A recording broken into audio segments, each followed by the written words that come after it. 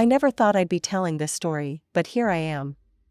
My name's Hannah, and I grew up in a family where I always felt like the odd one out. It wasn't just in my head, my parents made it crystal clear that my younger sister was the golden child. From day one, it was obvious they loved her more. She was the bubbly, outgoing one, while I was, well, just me. Quiet, hardworking Hannah. My sister dreamed of becoming an actress, living the glamorous life. Me? I had my nose buried in books, dreaming of a future in finance. Hannah, why can't you be more like your sister? Mom would ask, shaking her head. Look how sociable she is. I'd bite my tongue, knowing that being sociable meant my sister was out partying while I was studying for tomorrow's test. When it came time for college, my parents dropped a bombshell. We'll pay for the first 2 years, Dad said, not even looking up from his newspaper. After that, you're on your own. I was stunned. But what about? Your sister needs the money for her acting classes, Mom cut in. You understand, don't you? I didn't, but I nodded anyway. That night, I made a promise to myself. I'd show them. I'd make it on my own. The day I left for college was bittersweet. My sister gave me a half-hearted hug, already eyeing the door. Don't forget to send money if you get rich, she joked. At least, I thought she was joking. I threw myself into my studies like a woman possessed. While other students partied, I was in the library. When they slept in, I was at dawn seminars. By my second year, I'd done the impossible, secured a full scholarship for the remaining 2 years. The day I got the news, I called home, bursting with pride. Mom, Dad, guess what? I got a full ride. There was a pause on the other end. Then, that's nice, dear. Oh, did we tell you? Your sister got a callback for a commercial. I hung up, my excitement deflating like a punctured balloon. But I didn't let it stop me. If anything, it fueled me. I'd show them what their boring daughter could do. Little did I know, this was just the beginning of a journey that would test every fiber of my being. A journey that would make me question everything I thought I knew about family, love, and loyalty. The years at college flew by in a blur of textbooks, coffee-fueled study sessions, and the occasional night out with Jess. By the time graduation rolled around, I had not only maintained my scholarship, but also secured internships that would make any finance major drool. As I stood in line, waiting to receive my diploma, I scanned the crowd. My heart sank when I realized my family wasn't there. Later, I'd learned that my sister had an audition that day. Apparently, that took precedence. But I didn't let it dampen my spirits. I had bigger fish to fry. Thanks to my stellar grades and glowing recommendations from professors, I landed a job at a prestigious investment firm in the city. It was a far cry from my small hometown, but I was ready for the challenge. My first day at work, I stood in front of the imposing glass building, straightening my second-hand suit. "You've got this, Hannah," I muttered to myself. And boy, did I. I threw myself into work with the same fervor I had in college. Late nights, early mornings, weekends, you name it, I was there. My colleagues quickly learned that if they needed something done right and fast, Hannah was their go-to girl. It wasn't long before I caught the eye of upper management. Mr. Thompson, a senior partner, called me into his office one day. "Hannah," he said, leaning back in his leather chair, "I've been watching your work. You've got a knack for this business." I tried to keep my face neutral, but inside, I was doing cartwheels. "Thank you, sir. I try my best." He chuckled. "Well, your best is pretty damn good. How would you like to lead the team on the Grayson account?" I nearly fell out of my chair. The Grayson account was huge, a multi-million-dollar deal that could make or break careers. And he was handing it to me, barely 2 years out of college. "I'd be honored, sir," I managed to stammer out. As I left his office, my phone buzzed. It was my sister. "Hey sis, can you spare $100? Just until my next audition pays off." I sighed, my elation dimming slightly. "Sorry, sis. I'm a bit tight this month." It wasn't entirely true, but I was tired of being her personal ATM. Come on, Hannah. You've got that fancy job. What's $100 to you? I ended the call, promising to think about it. But I knew I wouldn't. It was time to start putting myself first. That night, as I pored over the Grayson files, my phone buzzed again. This time, it was a dating app notification. I'd almost forgotten I'd set up a profile months ago. Hannah, it's Mark. We matched a while back. I know this is out of the blue, but would you like to grab coffee sometime? I stared at the message, my finger hovering over the reply button. Part of me wanted to decline, to focus solely on work. But then I remembered that promise I made to myself back in college. Work hard, but live too. Sure, I typed back. How about Saturday? As I hit send, I couldn't help but smile. Things were looking up. I had a great job, a big opportunity, and maybe, just maybe, a chance at a personal life too. As it turned out, coffee with Mark wasn't just a one-time thing. He was charming, intelligent, and most importantly, he understood my drive. Our first date turned into a second, then a third, and before I knew it, we'd been together for 6 years. Meanwhile, my career was soaring. The Grayson account had been a resounding success, earning me a hefty bonus and the respect of the entire firm. I was making smart investments, both for our clients and myself. By the time I hit 30, I was well on my way to paying off the mortgage on my apartment. You're killing it, babe, Mark said one night as we celebrated another successful quarter. He raised his glass of champagne. To the future Mrs. Investment Wizard. Just like that, Mark proposed to me. We started saving for the wedding, dreaming of a lavish affair that would showcase everything we'd achieved. I spent hours scrolling through wedding blogs, pinning ideas, and imagining our perfect day. But while my life was on an upward trajectory, the same couldn't be said for my sister. She was still living with our parents, jumping from audition to audition with nothing to show for it. Her party lifestyle had taken its toll on her relationships, and she couldn't seem to hold down a steady job. One weekend, I decided to visit my parents. Mark was away on a business trip, and I figured it was time to mend some fences. As I pulled up to the house, I noticed my sister's car was gone. She's out with friends, Mom said, not quite meeting my eyes. You know how she is. I nodded, biting back a retort. Instead, I rolled up my sleeves. Well, how about I help you clean up a bit? As I dusted the study, my eye caught something on Dad's desk. A document, partially hidden under some papers. Curiosity got the better of me, and I peeked. My blood ran cold. It was their will. And according to it, my sister was to inherit everything. I stormed into the kitchen, the paper clutched in my hand. Mom, what is this? She paled when she saw what I was holding. Hannah, you shouldn't have. Shouldn't have what? Seen that you're leaving everything to her? My voice was rising, but I couldn't help it. After everything I've done, everything I've achieved, you still think she needs it more? Mom's face hardened. Your sister has had a tough time, Hannah. She needs our help. You're doing fine. You have everything you want. I couldn't believe what I was hearing. Everything I want? I worked for every single thing I have. She's done nothing but take. That's enough, Mom snapped. Your sister is struggling. We can't abandon her. You'll be fine without our help. I stood there, shock and anger warring inside me. Without another word, I grabbed my bag and left. As I drove home, tears blurring my vision, I made a decision.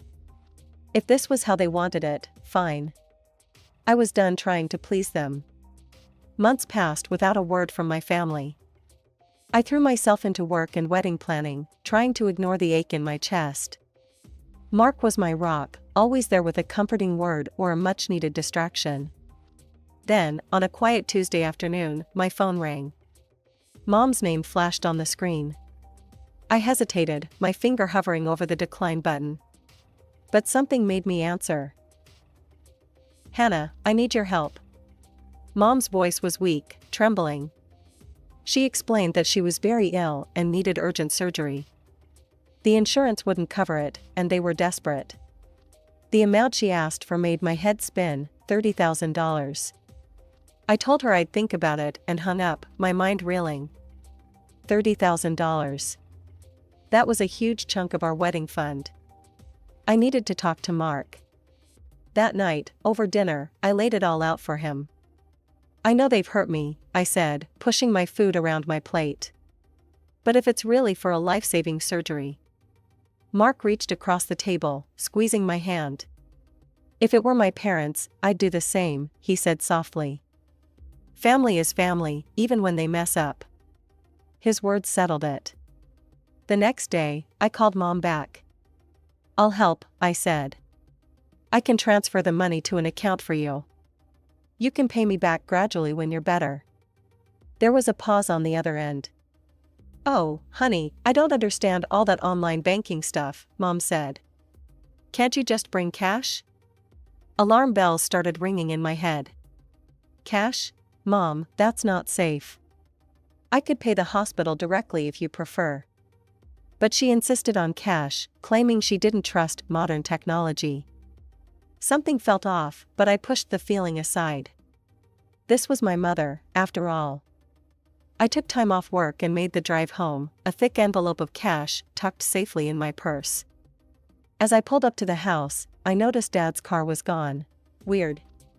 My sister answered the door, looking surprisingly chipper for someone whose mother was supposedly on death's door.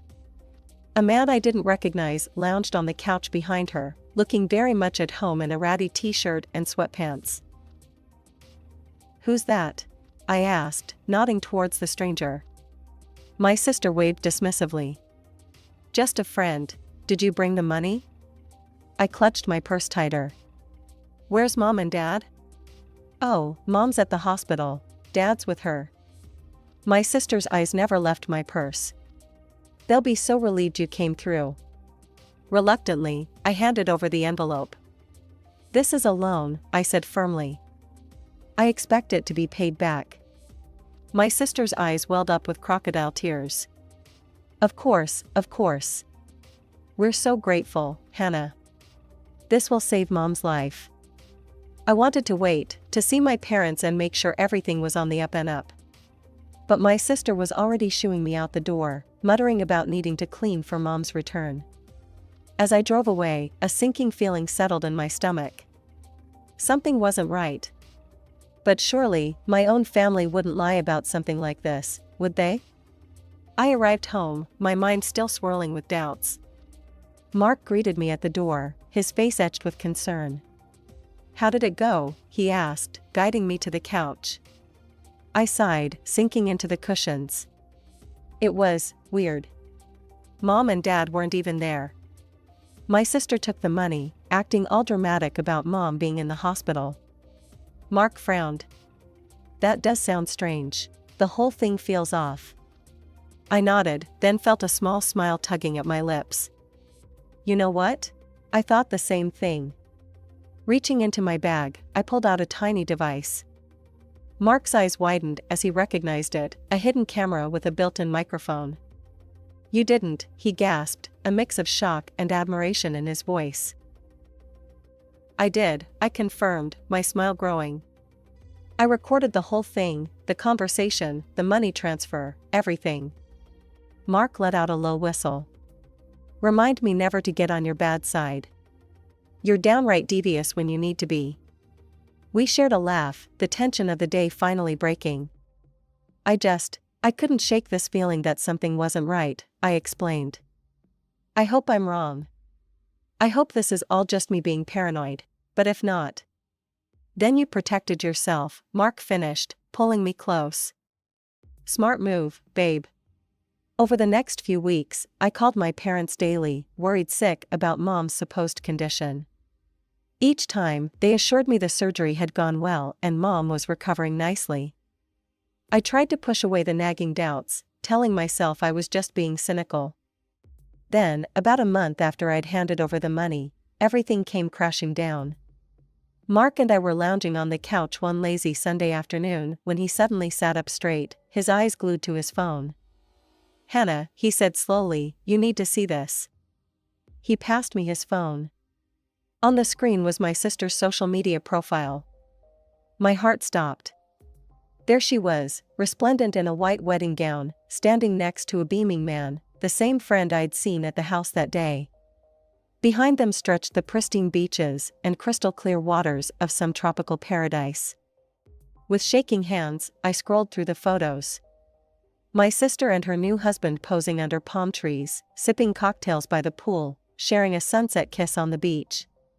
But it was the caption that made my blood run cold. "Thanks to Mom and Dad for making our dream wedding and honeymoon possible. Love you both so much." The pieces fell into place with sickening clarity. There had been no surgery. No life-threatening illness. The money, my money, had funded my sister's lavish wedding and honeymoon. I felt the phone slip from my numb fingers. Mark caught it, setting it aside before wrapping his arms around me. "I can't believe it," I whispered, tears stinging my eyes. "They lied to me. They stole from me." Mark held me tighter, his voice low and angry. "We've got the evidence, Hannah. They can't get away with this." As the shock wore off, a cold determination settled over me. They thought they could take advantage of me, of my love for my family. They were about to learn how wrong they were. I couldn't sleep that night, my mind racing with plans and rehearsed speeches. By morning, I knew what I had to do. I called in sick to work and drove to my parents' house, my heart pounding with each mile.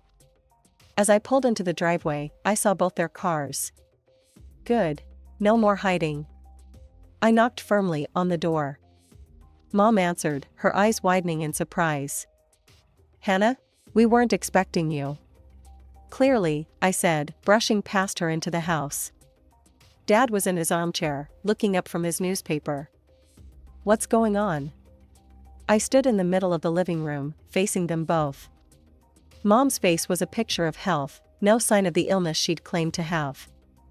"I want to thank you for your help, Hannah," Mom started, her smile not quite reaching her eyes.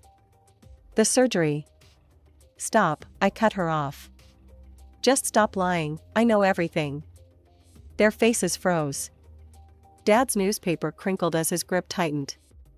"What are you talking about?" Mom tried to laugh it off, but I could see the panic in her eyes. "I know there was no surgery," I said, my voice eerily calm. "I know you gave my money to my sister for her wedding and honeymoon. A wedding I wasn't even invited to."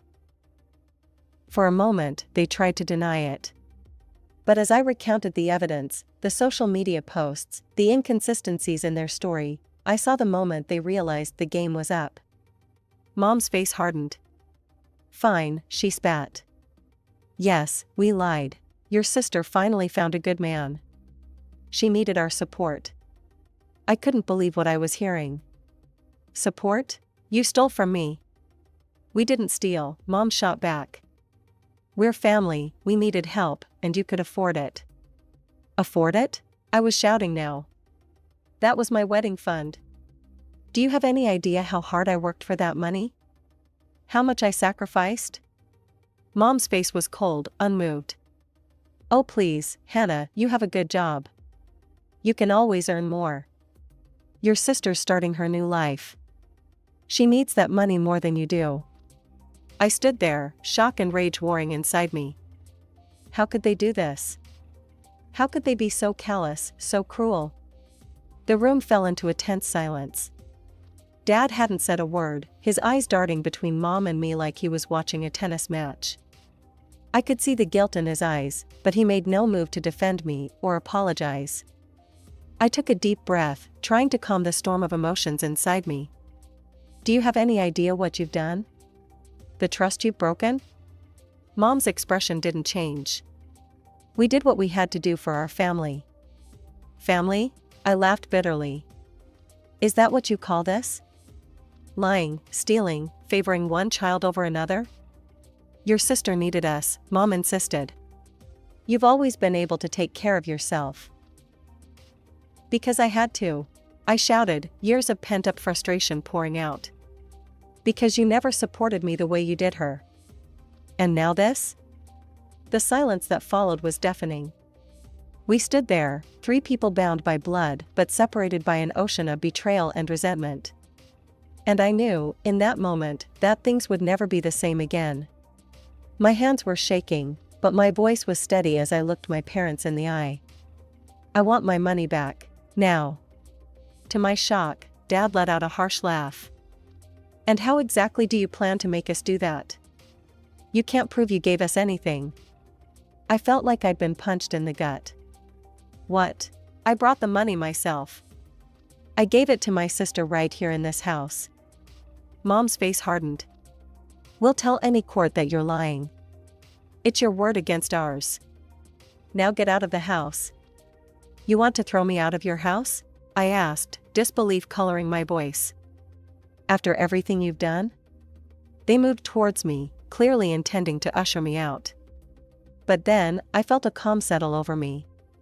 A small, triumphant smile played on my lips. You know what? I don't think it will be my word against yours after all. I pulled out my phone, turning the screen towards them. Their faces paled as they watched the video of me handing the cash to my sister, her tearful thanks and promises to repay me clearly audible. And that's not all, I added, my voice cold. I've been recording this entire conversation. Mom's face crumpled. Tears began to stream down her cheeks as the reality of the situation hit her. Hannah, please, she begged. We're sorry. We'll do anything. Just, please don't do this. We don't have the money to pay you back. I looked at her, this woman who had raised me, who I'd trusted implicitly. Now, I felt nothing but a cold, hollow ache where my love for her used to be.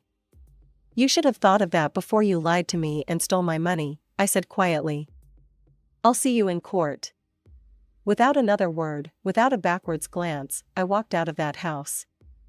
As I drove away, I felt a strange mix of sadness and relief. A chapter of my life had closed, but a new one was about to begin. The next day, I met with a lawyer. He listened to my story, reviewed the evidence, and nodded gravely. We have a strong case, he assured me. But these things take time. It could be months before we see any resolution. As I left his office, I made a decision. I wasn't going to let my family's betrayal define my life any longer. I called Mark. Hey, I said when he answered. How do you feel about not waiting to get married? I could hear the smile in his voice. I thought you'd never ask. Mark and I decided on a small, intimate wedding. No lavish decorations or expensive venue, just a heartfelt celebration with the people who truly mattered. We rented a charming little garden and invited our closest friends, along with Mark's family. As I stood there, hand in hand with Mark, exchanging vows under a simple floral arch, I felt a sense of peace I hadn't known in years. Mark's parents beamed at us, his sisters wiped away happy tears. These people, I realized, were my real family now. I didn't invite my parents or my sister. Their absence was a dull ache, but I knew I'd made the right choice. Months passed, and finally, the day of the trial arrived.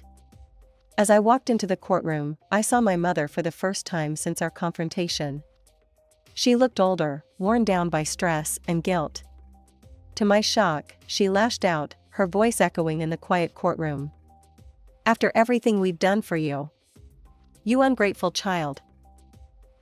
I stood there, stunned, as she recounted every sacrifice they'd supposedly made for me growing up. Her voice grew harder, angrier, until finally, she spat out. I disown you. You're no daughter of mine. The words stung, but I held my ground. When it was my turn to speak, I simply presented the evidence, the video, the recordings. The facts spoke for themselves. In the end, the court ruled in my favor. My mother was ordered to repay the full amount, plus interest. I later heard she had to take out a loan to cover it. Life moved on. I threw myself into my work and my new life with Mark. His family embraced me wholeheartedly, filling the void left by my own. Through the grapevine, I heard snippets about my former family. My sister and her husband had moved in with our parents, bringing a constant stream of freeloading friends. It wasn't long before my parents, fed up with the chaos, kicked them out. The last I heard, my sister had screamed at our mother as she left, saying she couldn't wait for them to die so she could inherit everything. I felt no joy at their misfortune, but no sorrow either. They had made their choices, just as I had made mine. As for me, life was good. Mark and I were happy, building our life together. I had a successful career, a loving relationship with my in-laws, and... Hannah? Mark called from the other room. Your doctor's office is on the phone. Something about test results? My heart raced as I took the call. The nurse's voice was warm as she congratulated me. As I hung up, tears of joy streaming down my face, Mark looked at me questioningly. We're pregnant, I whispered, my hand moving to my still flat stomach. Mark whooped with joy, picking me up and spinning me around. As he set me down, his hands gently cradled my face. You're going to be an amazing mother, he said softly. In that moment, I knew with absolute certainty that I had broken the cycle. Our child would grow up in a home filled with love, support, and honesty. They would never know the pain of betrayal I had experienced.